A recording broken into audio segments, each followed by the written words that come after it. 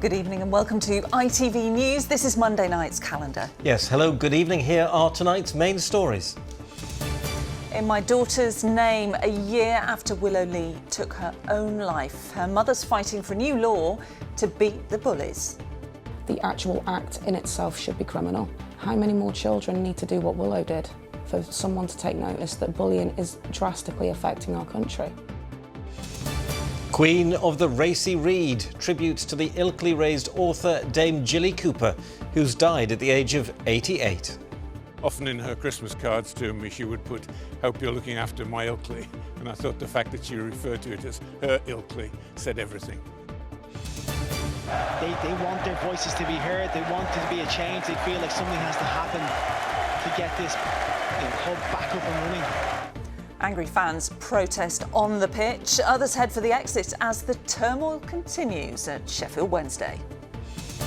And his toughest mission yet.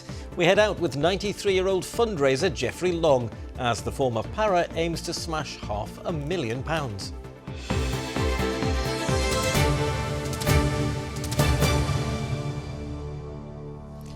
It was a year ago today that Willow Lee took her own life at the age of just 14, a last desperate act after suffering what her mother describes as years of relentless bullying.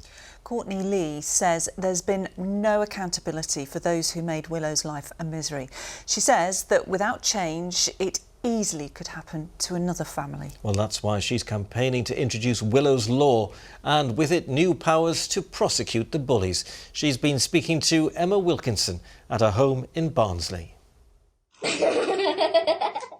She was just funny, random. She had just looked like a burst of energy. She'd walk into a room and just light it up, and I know most parents say that about their kids, but she genuinely did. You could meet her once and she'd just have an effect on you. This is how Courtney remembers her only daughter. A year ago, Willow took her own life. She'd been struggling with her mental health, she was awaiting assessments for ADHD and autism, and Courtney says her spirit had been broken by years of bullying. So she went from going to school, dealing with it there, having things thrown at her in class, to coming home. She'd speak to some of her friends and then she'd just be bullied on her socials and on her gaming platforms. I went through a lot of issues with the school, countless meetings to tell them what was happening to her, and nothing stopped. That spark kind of just dimmed. It was very painful to see. Courtney doesn't believe Willow got the support she deserved or that those who bullied her were held accountable. And so she wants to see national reform. While certain bullying behaviours such as violence or harassment can be illegal, there is no specific criminal offence of bullying. Courtney thinks that needs to change. Bullying is like a disease. It grows, spreads and it evolves. The actual act in itself should be criminal. It has drastic consequences. Bullies have no accountability. They're allowed to go about their day. Willow's bullies are. How many more children need to do what Willow did for someone to take notice that bullying is drastically affecting our country? But some, including the Bullies Out charity, don't believe a specific offence is the right way forward. Everything that we do has to be, especially in schools, it has to be proactive and not reactive. And of course there has to be accountability for the people displaying the bullying behaviour. But is it criminalising it? I'm not sure that's the answer. We have to educate, we have to raise more awareness. And of course, there's so much more that needs to be done. We don't do enough. Courtney says education is at the heart of the tiered intervention she's proposing for Willow's Law, but in the top tier, she believes criminal accountability should be an option. We as parents teach our children that when they do something wrong, they must take accountability. The law must also support this. Children who are not held to account and continuously do what they do, they grow up to be perpetrators. More than 3,500 people agree and have signed Courtney's petition. If it reaches 100,000 signatures, the issue will be debated in Parliament. Emma Wilkinson, ITV News, Barnsley. And thank you to Courtney for sharing Willow's story. Now, we have approached Willow's school about Courtney's concerns over bullying, but are yet to hear back. And if you've been affected by the issues raised in Emma's report and are looking for help and guidance, then please head to our website where you'll find links to support services. Next, they were battered and bruised in last year's election, losing 28 seats across the Calendar region. But today, Yorkshire's Tories insisted the fight back is underway. Speaking at his party's annual conference, Conservative chairman and Thirsk MP Kevin Hollinrake said that only they could be trusted to keep taxes down and described reform spending plans as undeliverable. But with Nigel Farage and his party flying high in the opinion polls, the Tory fight back won't be easy. Well, our political correspondent Fred Dimbleby is live for us in Manchester this evening. And Fred, are the Conservatives a party in decline, do you think? Well, good evening from Manchester. I think this is a party still reeling from that devastating defeat, a party now out of power, a party that finds its voice and influence far diminished since the election. Leaders here are very clear that they're focusing on two issues, immigration and the economy. They're hoping that by doing that, they can start to turn things around. They can start to bring voters on side. And already there is a slight sense of unity here, I would say, although having spoken to one MP, they pointed out that it's easy to be unified when there are so few of you. One thing that has really stood out, though, throughout this conference is the references again and again to one former Conservative Prime Minister, someone who many here think is a hero.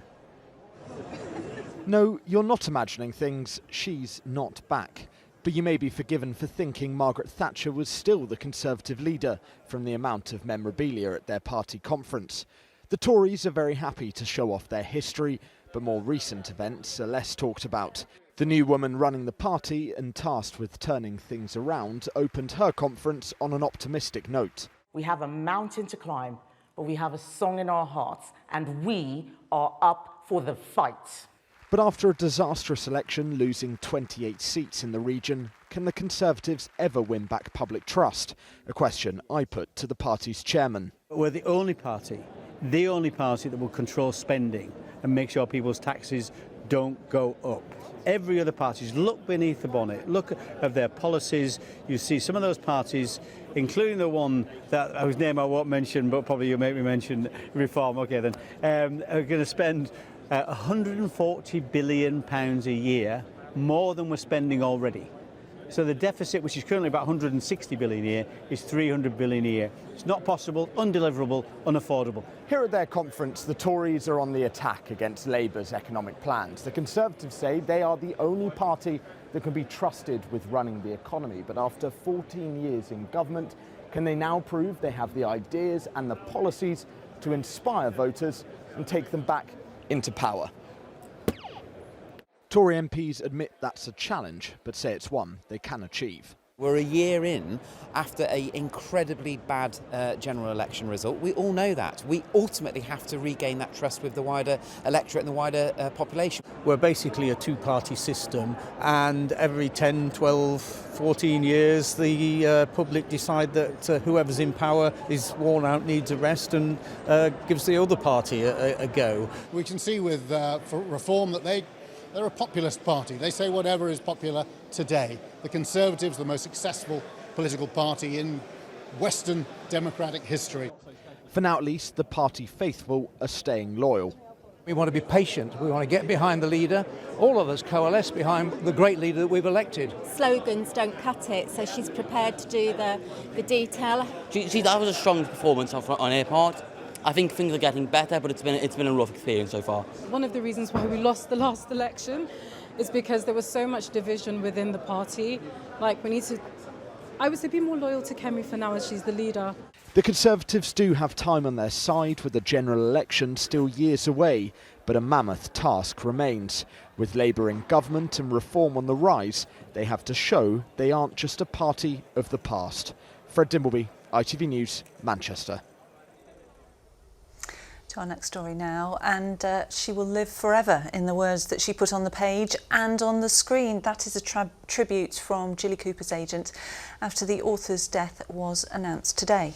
The British bestseller was known for her cheeky humour And her naughty storylines, inspired at times by her upbringing in Ilkley, having moved there when she was 2 years old. Her life will be celebrated at a special service in the coming months, and what will now be her final book, which will be out in November. But today, she was fondly remembered in the West Yorkshire market town, which she held close to her heart throughout her 88 years. Michael Billington has been looking back on her life. When it comes to racy novels, Dame Jilly Cooper was the undisputed queen. With multiple bestsellers to her name, she sold more than 11 million books in the UK alone. Writing was in the blood as the great-granddaughter of a newspaper founder in Leeds. His statue is sitting at the back of Leeds Town Hall. As a toddler, she moved to Ilkley, where she was educated at Moorfield School. What are your main recollections of Ilkley? It was a very, very good place because had a very sort of ritzy town, good shops, lots of wife swapping and glamour and gossip, theatres, concerts. There were a lot of people, very good pianists came and played the piano there. But on the other hand, there was this amazing countryside, this sort of very flat green Midland side on one side, and the moors on the other side, which were so beautiful. Rupert Campbell-Black's house is based on this house. After famously being sacked from more than 20 jobs, she started as a journalist before turning to fiction. Tight squeeze. Rivals, a hit from her Rutshire Chronicles series, was recently turned into a smash hit series on Disney+. It earned Dame Jilly a host of new readers and a brief cameo. She was also a long-standing friend of the Queen, who today described her as a legend in her own lifetime. And last year, as she became a dame, she met the occasion with her trademark sense of fun. You want to tell her yourself? I'm not, no. I'm a little bit young for that just yet. It's beautiful, isn't it? You ought to be. Thank you. You're very good looking. But throughout her life, she never forgot her connection to Ilkley, opening Darwin Gardens there in 2000. Ilkley was very special to her. Often in her Christmas cards to me, she would put, "Hope you're looking after my Ilkley." And I thought the fact that she referred to it as her Ilkley said everything. A friendly, vivacious sort of character, kind of spirit, and very generous. Anyone who knew her knew of her bright personality. I know Jilly had a vibrant life, a very colourful life, and she wrote some wonderful fiction which gave a lot of joy to a lot of people. But I think also listening to people talk about her, she gave a lot of joy in her presence, and she will be missed. Dame Jilly died after a fall yesterday morning. Her son and daughter said today, "We can't begin to imagine life without her infectious smile and laughter all around us." Yes, memories there of Dame Jilly Cooper. Now, you're watching Monday night's calendar, and still to come on the programme tonight, a warning that more of us could be heading for trouble with buy now, pay later schemes. So will new stricter rules help keep consumers on track? And a first World Cup win, now her very own Barbie doll. Find out how it's been quite a year for Keighley's Ellie Kildunn. 2 people have been arrested on suspicion of murder in connection with the disappearance of a man from Doncaster in 1993. John Beaucup was 37 when he went missing from the Woodlands area. Today, 2 men aged 64 and 72 were arrested and remain in police custody following searches at 3 properties in Barnsley, Goole and Buxton. Police will also be at Ulsterby Vale Quarry in North Lincolnshire for the next few days as part of investigations. Tributes have been paid to a man who died after he was hit by a falling tree in Huddersfield during Storm Amy. Paul Whitehouse died on Barnsley Road in Upper Cumberworth yesterday afternoon. A family said he was happily married and a devoted father. They also said that he always gave back to the community and strived to make the world a better place. His death is not being treated as suspicious. Well, now to a warning for shoppers who use Eat Now, Pay Later services to buy their food shop. Millions of people use the likes of Klarna and ClearPay to spread the cost of clothes and furniture. But now, well, they're being used to buy everyday essentials in some of the most deprived areas of our region. Amrit Birdie has more. The Sports Report. First, we start in the Premier League, and Leeds United suffered their first defeat at Ellen Road for over a year. Noah Okafor scored his first goal at home since joining in the summer. That brought the game level against Spurs. Mohamed Kudus's deflected second-half strike ended up being the difference. Joe Pirot had this late chance superbly saved by the keeper. 2-1, the final score there. Sheffield Wednesday's game against Coventry was temporarily stopped as fans took to the pitch to protest against this man, the owner Dejphon Chansiri. Around 50 supporters made it onto the Hillsborough grass in the 10th minute. Chants against the owner also rung out in the stands. It comes as staff wages haven't been paid on time for 5 of the last 7 months. The game resumed after around 5 minutes. Wednesday lost the game 5-0. Elsewhere in the Football League, the only positive results I can bring you is a couple of draws in League One. Barnsley threw away a 2-goal lead in the final 5 minutes to draw at Wickham.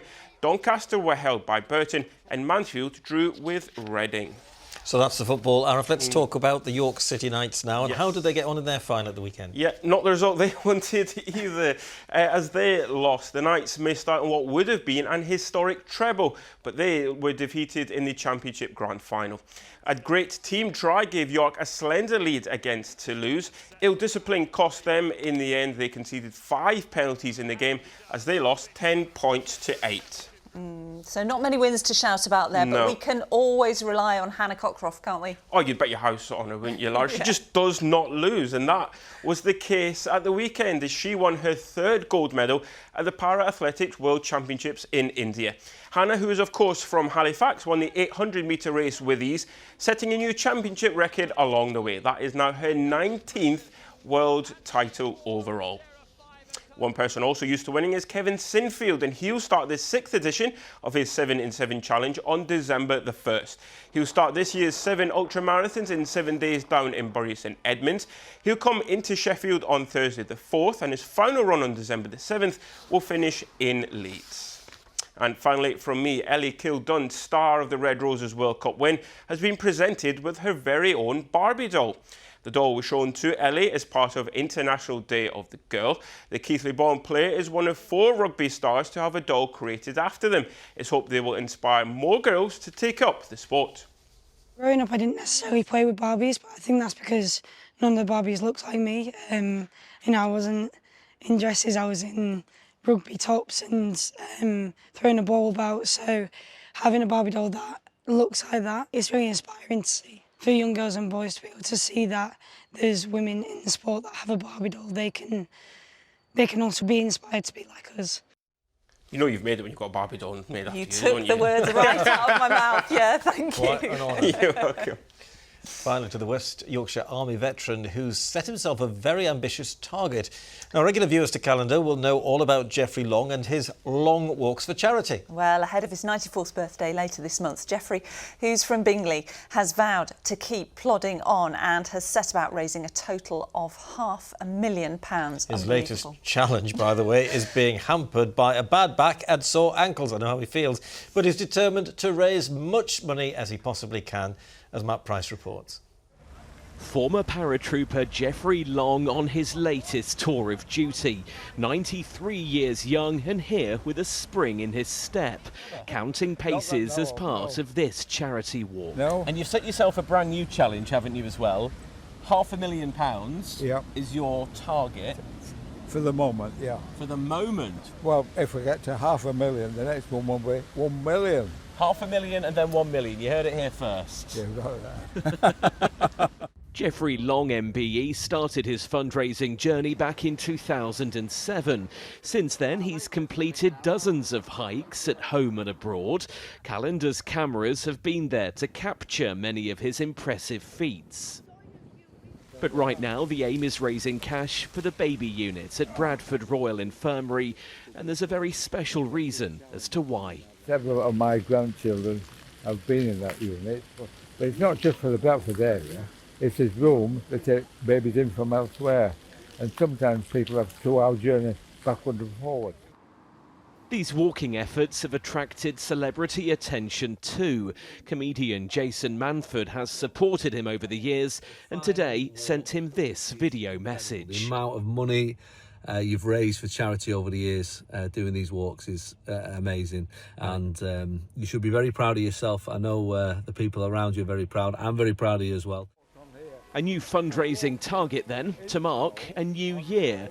This Bingley-born grandfather is 94 later this month, and minus a few ailments, he's fighting fit. Well, my back sometimes is quite terrible just standing. It's what happens when you get older. I'm 40 and my knees are about had it as well.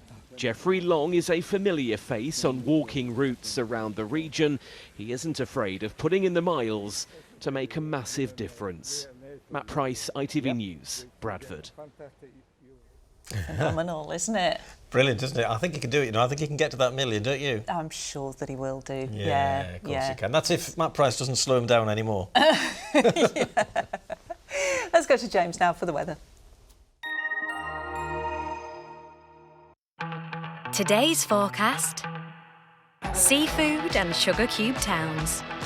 TUI sponsors ITV Yorkshire Weather. Hello there, good evening. Not a bad start to the week. Some decent sunny spells around to enjoy. Hopefully more of those on offer through the rest of the week. Plenty of settled weather to look forward to. I'll explain one thing turning dry, because it might be entirely dry, and there should be some pretty decent temperatures to enjoy too. High pressure dominating. This is the issue. This is the cold front that perhaps you'd expect to see some rain attached to it, but it's being sort of squeezed out by high pressure on either side, so it might just bring a little bit of cloud, and that's about it. As far as tonight goes then, plenty of clear spells to enjoy. Nice end to the day. Temperatures by the end of the night, double figures. You might expect to see some cooler temperatures with all the clear skies around, but that southerly source of air keeping it relatively mild, lows of around 11 or 12 Celsius. Tomorrow then, it's looking half decent. Yes, there'll be some clouds sneaking across the Pennines, but on the whole it's looking like a repeat of today. Temperatures might feel a little bit fresher, maybe a degree or so down, so 16 or 17 at best, and we've still got that little bit of a breeze gusting up to around 25, maybe 30 miles an hour. As to what happens next, well, this is 6 a.m. on Wednesday morning. This is this front that might have a little bit of drizzle. It might not have any on it at all, but you can start to see the cooler air coming in behind it. So looking at highs of 16 on Wednesday in our neck of the woods. And then as we head into Thursday, hopefully a little bump on temperatures. Once again, we've still got this risk of seeing thicker clouds toppling over the northern side of this high. And that's where we'll see a repeat performance again on Friday. TUI sponsors ITV Yorkshire Weather.